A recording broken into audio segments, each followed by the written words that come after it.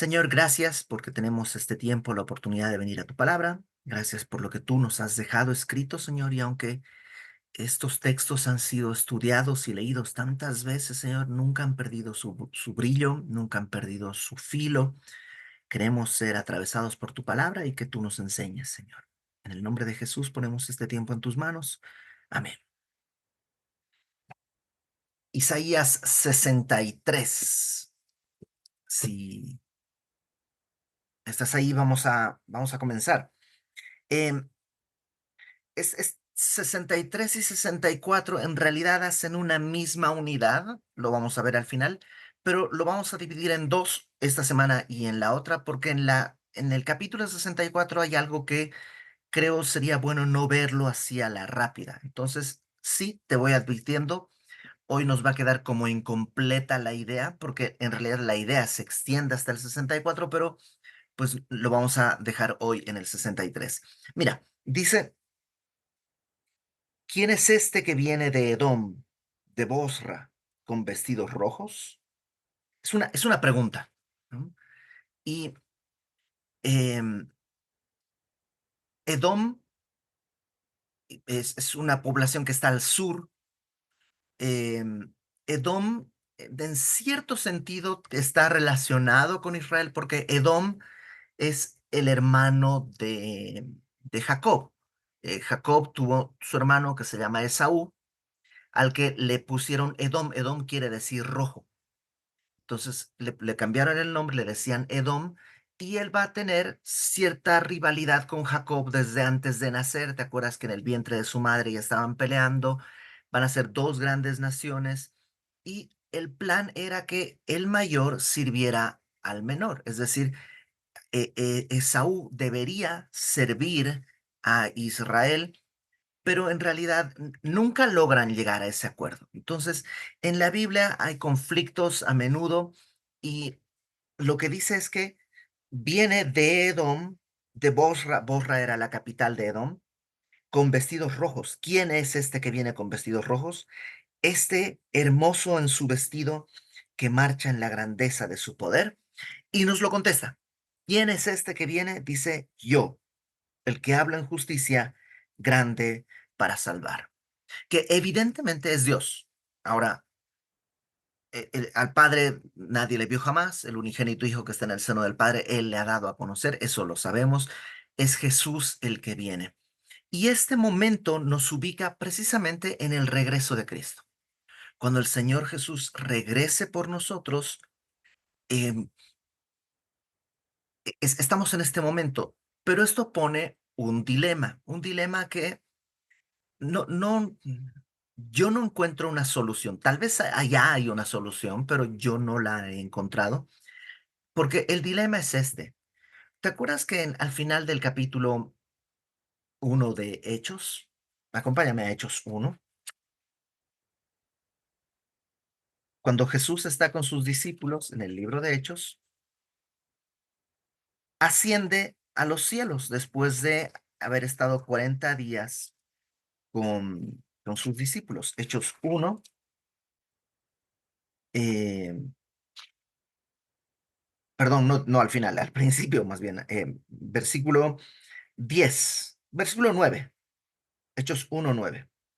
Habiendo dicho estas cosas, viéndolo ellos, sus discípulos, dice, fue alzado y le recibió una nube que le ocultó de sus ojos. Es decir, Jesús no desapareció, ¡frum!, no se desvaneció como la película de Star Trek o algo así, sino que fue alzado, subió flotando, digamos, al cielo un poco para que sus discípulos vean dónde está. O sea, no es como que se desapareció y ahora dónde se fue, sino que lo vieron ascender al cielo. Él ya les ha dicho, yo me tengo que ir, tengo que irme para enviar al Espíritu Santo, porque si yo no me voy, el Espíritu Santo, el Consolador, no vendría. Juan 14, ya les ha advertido todo eso, por 40 días les ha estado hablando de eso y ahora lo cumple. Han pasado 40 días hablando acerca del reino de Dios y ahora asciende al cielo. Y luego dice versículo 10. Y estando ellos con los ojos puestos en el cielo, entre tanto que él se iba, he aquí se pusieron junto a ellos dos varones con vestiduras blancas, los cuales les dijeron, varones Galileos, ¿por qué estáis mirando al cielo? Este mismo Jesús que ha sido tomado de vosotros al cielo, así vendrá como le habéis visto ir al cielo. Entonces, hay una promesa de que cómo se fue al cielo. Bueno, se fue con cuerpo, entonces no va a regresar espiritualmente, ¿no? Como que regresa espiritualmente. No, no, no. Va a regresar físicamente. Se fue vivo al cielo, va a regresar vivo. Se fue corporalmente al cielo, corporalmente va a regresar a la tierra. De hecho, en Zacarías,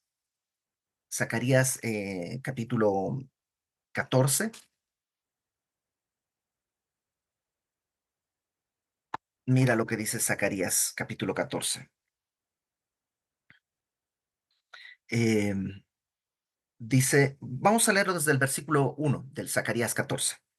He aquí, el día de Jehová viene, y en medio de ti serán repartidos tus despojos, porque yo reuniré a las naciones para combatir contra Jerusalén. Estas naciones reunidas es lo que se conoce como la batalla de Armagedón, porque en Apocalipsis dice que Dios reúne a todas las naciones precisamente en las colinas de Har Megiddo, que están ahí un poquito al norte de Jerusalén, que es un valle, el valle de Jezreel, y están las colinas de Har Megiddo, es el monte de Armagedón, desde donde se ve un valle, se ve una planicie donde va a estar esta gran batalla. Dice, voy a reunir ahí las naciones. La ciudad será tomada, serán saqueadas las casas, violadas las mujeres, la mitad de la ciudad irá en cautiverio, mas el resto del pueblo no será cortado de la ciudad. Después, verso 3, saldrá Jehová. ¿De dónde va a salir? De su templo, del cielo. Es decir, él está en el cielo, va a salir de ahí y peleará con aquellas naciones como peleó en el día de la batalla. Y se afirmarán sus pies en aquel día sobre el monte de los olivos que está frente a Jerusalén, al oriente. Esto es para que te quede claro, el monte de los olivos, no el de Chimalhuacán, sino el de que está frente a Jerusalén. Ahí dice que va a afirmar sus pies. Curiosamente, o no curiosamente, cuando los discípulos están en el monte de los olivos, cuando Jesús es tomado al cielo. Entonces, por eso piensan que Jesús va a regresar al Monte de los Olivos, porque aquí dice que afirmará sus pies en el Monte de los Olivos que está frente a Jerusalén al oriente, y el Monte de los Olivos se partirá por en medio, hacia el oriente y hacia el occidente, haciendo un valle muy grande, y la mitad del monte se apartará hacia el norte y la otra mitad hacia el sur, em, y etcétera, etcétera. Ya lo estudiamos hace algunos meses, Zacarías, entonces puedes revisar ya el estudio del capítulo 14. Pero, ¿cuál es el dilema? Que por un lado Zacarías dice que Jesús va a afirmar sus pies en el monte de los olivos, pero Isaías dice que Jesús está viniendo de Edom. Entonces, ¿cómo hacemos eso? Algunos piensan, tal vez Jesús va a llegar al monte de los olivos y como que va a rebotar, digamos, como que va a llegar ahí y de ahí va a saltar a Edom. Puede ser.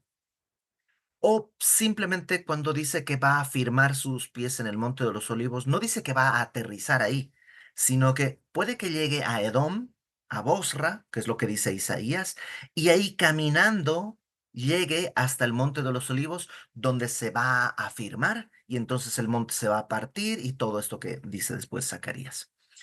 Entonces, te digo, yo no he encontrado una solución 100% satisfactoria. Creo que esta puede ser una buena alternativa, que Jesús en realidad regrese a Edom, porque aquí dice que viene de Edom, de Bosra, hermoso en su vestido. ¿Por qué su vestido es hermoso si lo que dice es que más adelante, mira, verso 2, porque es rojo tu vestido y tus ropas como el que ha pisado el lagar? El lagar era una especie de cubeta grande, ¿no? Una especie de cubeta muy grande, donde se ponían las uvas y se pisaba. ¿Para qué? Para aplastar las uvas, y esta como cubeta tenía un huequito por donde salía el jugo de uva. Entonces, si tú estás pisando las uvas, ¿cómo va a quedar tu vestido? Tu ropa. Pues va a quedar toda manchada, color vino, color, pues, como morado, rojizo de la uva. Entonces, lo que está diciendo es que Jesús viene de Borra con el vestido rojizo, como el que ha pisado el lagar, es decir, como si hubieras pisado una cubeta de uvas. Y dice el verso 3: he pisado yo solo el lagar, y de los pueblos nadie había conmigo. Los pisé con mi ira y los hollé con mi furor, y su sangre salpicó mis vestidos y manché todas mis ropas. Entonces, ¿por qué es rojo su vestido? Por la sangre de los enemigos. Ten en cuenta qué es lo que acabamos de leer que dice Zacarías, que hay una gran batalla, hay una gran guerra y Jesús va a venir y va a derrotar a todos. Probablemente esto es simbólico, no necesariamente quiere decir que literalmente va a aplastar y la sangre va a salpicar y va a ser así todo muy, pues no sé, es como película de terror, ¿no? Tal vez no es así. Igual que cuando hablamos de que Jesús dio su sangre, no estamos hablando literalmente que el asunto es la sangre, sino su muerte puesta por nosotros. Entonces puede que todo sea como simbólico nada más, no es que va a aplastarlos. Acompáñame por favor a Apocalipsis. Apocalipsis, capítulo 17, 16, 17, perdón. Ah, no, perdón. Apocalipsis, capítulo 14.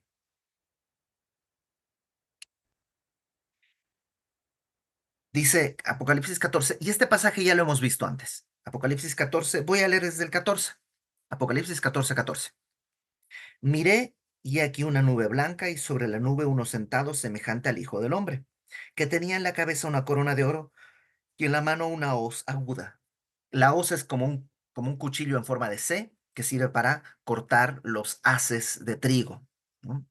Entonces, verso 15, del templo salió otro ángel clamando a gran voz al que estaba sentado sobre la nube, mete tu hoz y ciega, porque la hora de cegar ha llegado, pues la mies de la tierra está madura.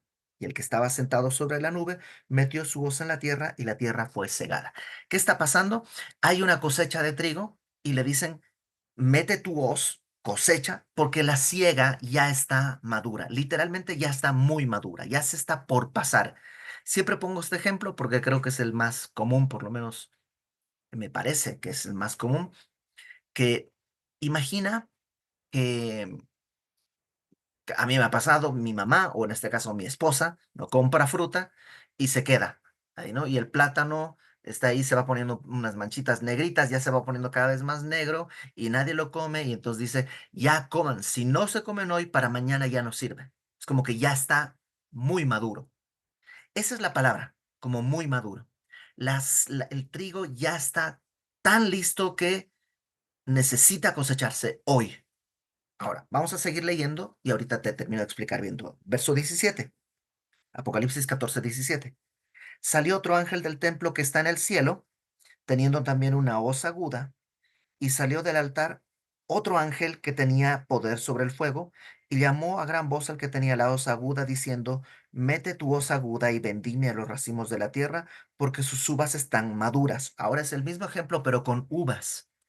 Nuevamente, ya hay que cosechar. Estas dos cosechas del trigo, de las uvas, no hablan de la cosecha del evangelio o algo así, hablan del pecado. El pecado, lo que están diciendo es, el pecado ya está en un punto en que tiene que ser cosechado. No se puede esperar más. Yo siempre había pensado que Dios es paciente, pero hay un momento en el que ya, perdí la paciencia, ya no aguanto más y entonces trae juicio. Pero no es así. Lo que dice literalmente el texto acá es que el pecado hay un punto en que debe ser cosechado, que no es que Dios ya no aguanta, sino que ya sea el pecado personal, ¿no? Yo estoy necio y necio y necio con algo, Dios me ha advertido, me ha tratado de disciplinar, yo sigo necio, necio, necio. Hay un punto en que ese pecado ha madurado tanto que ahora requiere ser cosechado. Sucede como individuos y sucede también como sociedades, como naciones y como humanidad. Hay un punto en que el pecado de la humanidad llega a tal nivel que Dios dice, no podemos esperar más, hay que cosechar ese pecado. Y verso 19. El ángel arrojó su hoz en la tierra, vendimió la viña de la tierra, echó las uvas en el gran lagar de la ira de Dios, y fue pisado el lagar fuera de la ciudad, y del lagar salió sangre hasta los frenos de los caballos por 1600 estadios. 1600 estadios son más o menos 300 kilómetros. Entonces, imagínate la carretera de Querétaro a Ciudad de México y viene como un río de sangre hasta el freno de los caballos. El caballo tiene el freno en la boca. Entonces, no sé, metro y medio más o menos será. Un río de 1,5 metros de profundidad, de sangre de 300 kilómetros. Eso es la sangre que va a salir. Por supuesto, no es literal. ¿Qué es lo que está diciendo? Que hay tanto pecado que si el pecado fuera uva y se pisara en el lagar, lo que saldría sería sangre, porque la muerte, la paga del pecado es sangre, como para llenar 300 kilómetros de, de sangre de 1,5 metros de profundidad. Más o menos esa es la idea, ¿no? Entonces, esta misma idea está tomada en Isaías, o más bien Apocalipsis está tomando la idea de Isaías. ¿Qué es lo que nos dice Isaías? Vamos a retomar desde el principio. Jesús viene de Bosra, capítulo 63, versículo 1. ¿Quién es este que viene de Edom, de Bosra, con vestidos rojos? Este hermoso en su vestido que marcha en la grandeza de su poder. ¿Por qué es hermoso? Porque está triunfando. Él ha venido a triunfar, él viene en su poder y él dice, yo, el que hablo en justicia, grande para salvar. Él ha dado tantas oportunidades para salvación y ahora viene en justicia a dar la retribución. Los que han rechazado la vida van a tener la muerte. Los que han rechazado la luz van a tener la oscuridad. Viene a traer esta retribución. Verso 2. Le preguntan, ¿por qué es rojo tu vestido y tus ropas como el de al que ha pisado el lagar? Están manchadas, ¿no? Y él dice, he pisado yo solo el lagar y de los pueblos nadie había conmigo. Esta no es una obra de nadie, no es un ejército conmigo. Soy yo quien lo hizo. Los pisé con mi ira. Acuérdate que en la Biblia la ira de Dios no es como nosotros. Nuestra ira es un cambio de humor. Iba muy feliz y ya de pronto algo me hizo enojar y me desató la ira, ¿no? En Dios no es así. La ira de Dios es la respuesta justa al pecado. Es lo correcto. Por eso dice que Dios está airado todo el tiempo con el pecador, porque es lo justo. No es como que se le acaba la paciencia y se saca de onda. No, no, no. Es lo correcto. Entonces, cuando Dios derrama su ira, no está cambiando en su naturaleza, es lo justo. Entonces dice, pisé con mi ira, los hollé, los pisé con mi furor, y su sangre salpicó mis vestidos y manché todas mis ropas, porque el día de la venganza está en mi corazón. La venganza también tiene este sentido igual. La venganza no es el desquite de Dios, la venganza es el pago correcto por lo que Dios está demandando. Por eso se ha confundido la idea de que ojo por ojo es una incitación a la venganza. No, lo que Dios está diciendo es que si te quitan un ojo, pues se paga con un ojo, no se paga con la cabeza o con la vida. Si te quitan un diente, se paga con un diente porque tiene que ser equivalente a la ofensa, tiene que ser equivalente al castigo. Eso es venganza en el contexto bíblico. Entonces dice, el día de la venganza está en mi corazón, el año de mis redimidos ha llegado. Es el momento en el que ahora mis redimidos, el mundo gobierna el día de hoy a través del pecado, pero Cristo va a regresar a la tierra para gobernar el mundo a través de la justicia y nosotros con él. Por eso dice, ha llegado el año de mis redimidos. Miré y no había quien ayudara, y me maravillé que no hubiera quien sustentase, y me salvó mi brazo y me sostuvo mi ira. Y con mi ira hollé los pueblos, los embriagué en mi furor y derramé en tierra su sangre. Jesús, vuelve a decir Jesús, nadie me ayudó. Esta es la tarea que Él hizo. Es la obra de Dios, solo exclusiva. Así como Dios es el único que puede salvar, Dios es el único que puede juzgar. Él va a traer el juicio.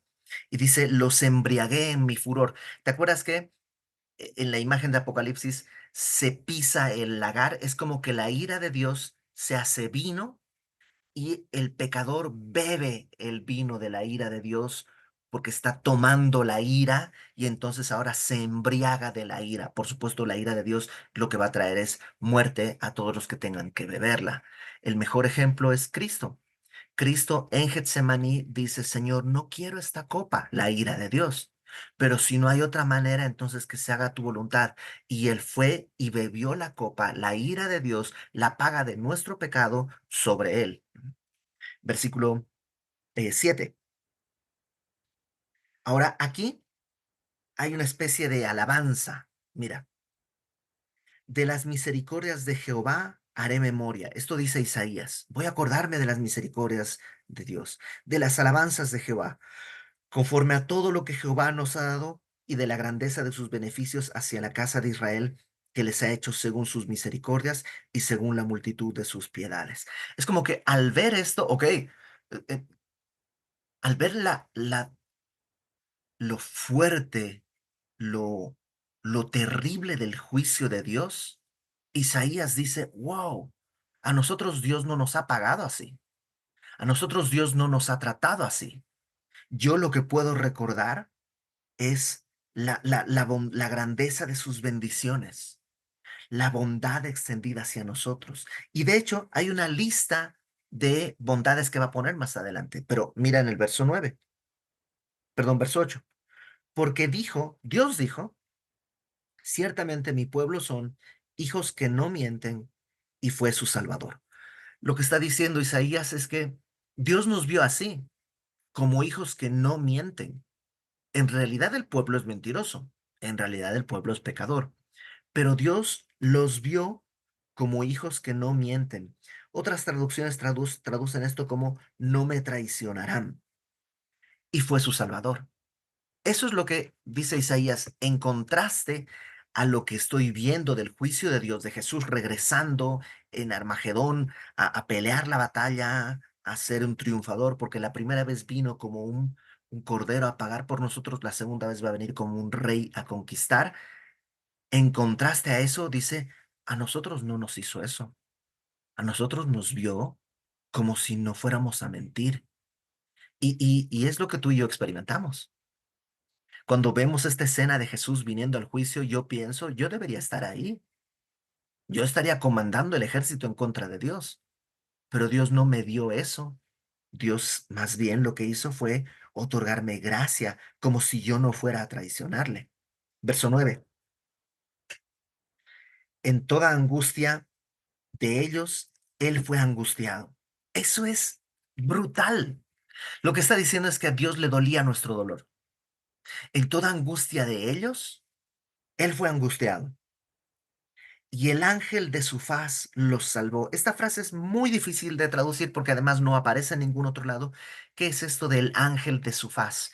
La mayoría de los eruditos coinciden que es la manera de decir Jesucristo. Ángel quiere decir mensajero, ¿no? Faz es rostro, el mensajero de su rostro. Y nuevamente nos recordamos de Juan que dice que a Dios, al Padre, nadie le vio jamás. El unigénito Hijo que está en el seno del Padre, Él le ha dado a conocer. Pablo le dice a los corintios que eh, a nosotros la luz del Evangelio nos resplandeció para que viéramos la gloria de Dios en la faz de Jesucristo. Entonces, sí, ¿qué es lo que está diciendo acá? Que uno, en toda angustia de ellos, Él fue angustiado. Dios entiende nuestro dolor, le duele nuestro dolor, y el ángel de su faz, al ver nuestra necesidad, los salvó. En su amor y en su clemencia los redimió y los trajo y los levantó todos los días de la antigüedad. Y eso es lo que tú y yo hemos vivido. Nuevamente es el contraste entre el juicio que va a venir sobre los que han rechazado el Evangelio y la gracia que Dios tuvo sobre nosotros. Verso 10. Eso es lo que Dios había hecho, mas ellos fueron rebeldes e hicieron enojar su Santo Espíritu, por lo cual se les volvió enemigo y él mismo peleó contra ellos. El pueblo, al recibir la misericordia de Dios, que las va a enumerar más adelante, ¿qué hizo? Se rebeló. O sea, Dios los sacó de Egipto, los atravesó por el Mar Rojo, los llevó al desierto y les dio agua y les dio comida. ¿Y qué hizo el pueblo en respuesta? Un becerro de oro. Y ese fue el primero. O sea, de ahí vinieron un montón de ídolos y cosas. Eh, y dice, hicieron enojar su Santo Espíritu, lo cual nos muestra, número uno, que Isaías considera que el Espíritu Santo no es una energía, es una persona. Porque hace un momentito, ustedes no lo notaron, pero se apagó una lámpara que tengo acá, pero no se enojó, nomás se apagó, porque la energía no tiene sentimientos, nomás funciona o no funciona. Pero el Espíritu Santo no es una energía, es una persona. Entonces dice que el Espíritu Santo se enojó y dice, por lo cual se les volvió enemigo y él mismo peleó contra ellos. Qué cosa tan horrible que el que puede ser tu salvador se convierta en tu enemigo. Dice Santiago que la amistad con el mundo es enemistad contra Dios. Eh, este domingo vamos a ver uno de los pasajes más difíciles de Hebreos, pero básicamente dice que ante el rechazo del Evangelio solo queda una horrenda expectación de juicio y de fuego que ha de devorar a los impíos, cuando Dios se convierte en tu enemigo. Ahora éramos enemigos de Dios y Él nos ha reconciliado con su Hijo. Entonces, por eso dice versículo 11, pero se acordó de los días antiguos. O sea, Dios, siendo que ellos merecían ser desechados, Dios se acordó de los días antiguos, de Moisés y de su pueblo, diciendo, ¿dónde está el que les hizo subir del mar con el pastor de su rebaño? ¿Dónde el que puso en medio de él su Santo Espíritu? O sea, es como que Dios se acuerda todo lo que ha hecho por el pueblo y les dice, ¿dónde está el que los hizo subir del mar con el pastor de su rebaño? Moisés es el pastor que Dios usó para sacar al pueblo. ¿Dónde está el que puso en medio de él su Santo Espíritu? Para que Moisés pudiera hablar, Dios le dio su Espíritu. Verso 12, el que guió por la diestra de Moisés con el brazo de su gloria. ¿Te acuerdas que con el brazo de su gloria hundieron al ejército enemigo, pelearon batallas? El que dividió las aguas delante de ellos, haciéndose así nombre perpetuo. El que los condujo por los abismos como un caballo por el desierto. Otras versiones traducen como caballos en la llanura sin que tropezaran. El espíritu de Jehová los pastoreó. Este espíritu, que ahora es su enemigo, dice, él fue el que los pastoreó, como una bestia que desciende al valle. El día de hoy bestia suena como muy feo en nuestra cultura, ¿no? Pero en aquel momento es como una oveja, ¿no? Como una oveja que está en la montaña y que baja al valle a comer donde hay pastos, básicamente está diciendo. Por eso como que los pastoreó, los guió, los pastoreó como una bestia que desciende al valle, así pastorea hasta tu pueblo para hacerte nombre glorioso. Entonces es como que Dios está diciendo, mi espíritu, el Espíritu Santo, se puso como enemigo de ellos, pero me acordé que son mi pueblo, que yo los saqué de Egipto, que yo le di a este pueblo un pastor que era Moisés para que los condujera, que yo los cuidé. Me acordé eso. Y verso 15. Mira desde el cielo y contempla desde tu santa y gloriosa morada. Aquí comienza una oración que va a llegar hasta el capítulo 14. No la vamos a ver por completo, pero vamos a ver este pedacito. Y Isaías está orando y le dice a Dios, mira desde el cielo y contempla desde tu santa y gloriosa morada. ¿Dónde está tu celo y tu poder, la conmoción de tus entrañas y tus piedades para conmigo? ¿Se han estrechado? Lo que le está diciendo es, tú has sido celoso. Tú has sido celoso de tu pueblo. ¿Por qué? Por amor. Tú has sido em, la conmoción de tus entrañas. O sea, no nos amabas nomás de papel. Tus entrañas se conmovían con nosotros. ¿Dónde está? ¿Se han estrechado? O sea, ¿ya no existen? ¿Has disminuido esa pasión que tenías por nosotros? Y él contesta, pero tú eres nuestro padre. Como si dijera, no, ¿cómo podría? Es nuestro padre. ¿Cómo podría un padre dejar de amar a su hijo? Pase lo que pase. ¿Cómo podría un padre decir, ya no lo quiero? No, ya me colmó la paciencia, ya no, no puede, no se puede. Dice, tú eres nuestro padre. Si bien Abraham nos ignora, o algunas versiones dicen, aunque Abraham nos ignorara, ¿no? Abraham es el padre del pueblo judío. Aunque Abraham nos ignorara e Israel no nos conociera, Israel también es el padre de las 12 tribus. Tú, oh Jehová, eres nuestro Padre, nuestro Redentor, perpetuo es tu nombre. Claro, aunque, aunque nuestros padres carnales nos ignoraran, tú no, tú no puedes ignorarnos, no puedes desecharnos. Verso 17. ¿Por qué, oh Jehová, nos has hecho errar de tus caminos y endureciste nuestro corazón a tu temor? Y esto es un tema difícil, porque Isaías básicamente está diciendo, tú nos hiciste endurecer, tú nos hiciste errar. Ahora, eso puede ser sí y no. Es decir, Dios nunca tienta al mal. Dios nunca te va a intentar, te va a empujar al mal. Pero cuando hay necedad en el corazón, cuando mi corazón está empujando hacia la perversión constantemente, hay un punto, Romanos capítulo 1 dice que Dios los entregó a sus concupiscencias.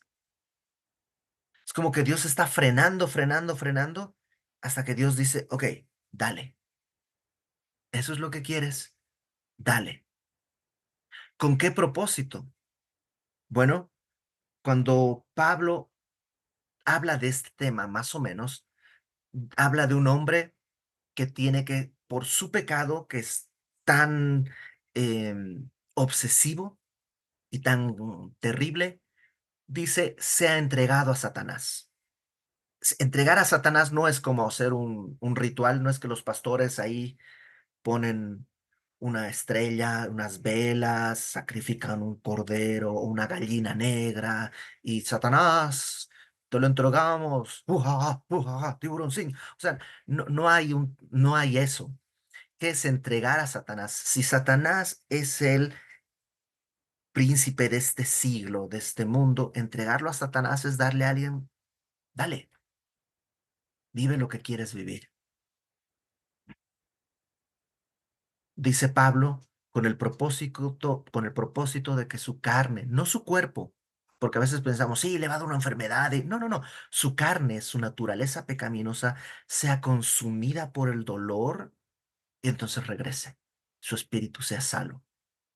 Entonces, sí, Dios, el término que Pablo usa es, los entregó a una mente reprobada. El término que Isaías dice es, endureciste nuestro corazón a tu temor. Porque en cierto sentido es como que Dios en su misericordia deja de tratar de ponernos un freno y nos dice, esto no te está cambiando, dale, prueba. Ahora, menos mal que no acaba ahí el capítulo. Verso 18. Perdón, verso, sí, 18. No, 17. Voy a leer desde el 17. ¿Por qué, oh Jehová, nos has hecho errar de tus caminos y endureciste nuestro corazón a tu temor? Mira lo que dice después. Vuélvete por amor de tus siervos, por las tribus de tu heredad. Esto de vuélvete es como date la vuelta. No, no es como que se fue, sino que date vuelta. Como que Dios dice, ok, haz lo que quieras, pero yo no quiero ver, ¿no? Como que se da la vuelta. Los entregó a sus pasiones. Y lo que Isaías es, dice, vuélvete, date la vuelta, mira, o sea, no nos abandones. Por las tribus de tu heredad, ¿no? De tu herencia. Por poco tiempo lo poseyó tu santo pueblo. Nuestros enemigos han hollado tu santuario. Nosotros estuvimos en la tierra que tú nos has dado poco tiempo, pero nuestros enemigos han pisoteado tu santuario. Hemos venido a ser como aquellos de quienes nunca te enseñoreaste, sobre los cuales nunca fue llamado tu nombre. Parecemos gentiles. Parece que no conociéramos de Dios. Vuélvete, vuélvete. Entonces, ¿qué es lo que está diciendo Isaías en este texto? Número uno, hay un día de juicio. Hay un día de juicio en el que Cristo va a regresar y es un día que viene terrible. O sea, sus ropas van a quedar manchadas en sangre. Tal vez no literalmente, pero es así de severo su juicio. Va a venir ese momento. Y aunque no lleguemos vivos a ese momento, hay un día en que tú y yo vamos a entregar cuentas. Que no nos encuentren nuestras cuentas siendo enemigos del Espíritu Santo. Ahora, antes de que sigamos por ese camino, si tú le has entregado tu vida al Señor, si en verdad has creído en el Evangelio, ¿y cómo lo sé? Bueno, dice eh, Pablo que el Espíritu Santo da testimonio a nuestro espíritu de que somos hijos de Dios. ¿Cómo sé si soy salvo? Yo no te lo puedo decir. No hay un escáner, no hay un examen. Por supuesto, hay evidencias, ¿no? Una persona que ha sido salva tiene que tener frutos que sean correspondientes al Evangelio. Pero la prueba que Pablo dice es el Espíritu Santo da testimonio a tu espíritu de que eres hijo de Dios. Si eso es así, recuerda que nada puede separarte del amor de Dios que es en Cristo Jesús. Ni el pasado, ni el futuro, ni el porvenir, ni el presente, ni lo alto, ni lo profundo, ni principados, ni potestades, ni la vida, ni la muerte, ni ninguna cosa creada puede separarnos del amor de Dios que es en Cristo Jesús. Entonces, si de pronto tú dices, yo no sé si soy salvo, pues ven a la salvación. Yo no sé si perdí la salvación, pues ven de nuevo. Nada te puede separar del amor de Dios. Hay un día en que vamos a entregar cuentas. Que el Espíritu Santo nos convenza de pecado, de juicio, de justicia, pero que a partir de ahí seamos obedientes a su dirección. Él ha probado su fidelidad, así como dice, yo los saqué de Egipto, yo les crucé el Mar Rojo. Tú tienes experiencias que has tenido con Dios y hay momentos en los que has visto que Dios ha hecho una obra. Entonces, recuerda, Dios ha estado ahí, Dios ha sido fiel. Dios no te ha hecho errar, es nuestra necedad la que nos hace errar. Pero podemos todavía decirle, Señor, no quiero ser como alguien que no te conoce, como alguien que es del mundo. Quiero vivir como alguien te ha glorificado, que puede glorificarte. Como les digo, no termina acá. Esta misma oración continúa todo el capítulo 14, pero lo veremos la próxima semana. Vamos a orar. Señor, gracias, porque aún, Señor, en el mensaje duro tú expresas misericordia. Y aún si nosotros el día de hoy estuviéramos perdidos y fuésemos hechos enemigos de tu espíritu y tú estuvieras contra nosotros, aún el día de hoy hay esperanza para regresar a ti, para encontrar salvación, perdón y esperanza, para que podamos vivir contigo la eternidad, no como quien no te ha conocido, sino como aquellos que han sido redimidos y que han conocido la gracia y el amor que tú nos has tenido. Nos ponemos en tus manos, Señor. Anhelamos ese día en que tú regreses por nosotros. Ven pronto, Padre. Ven pronto, Señor, en el nombre de Jesús. Amén.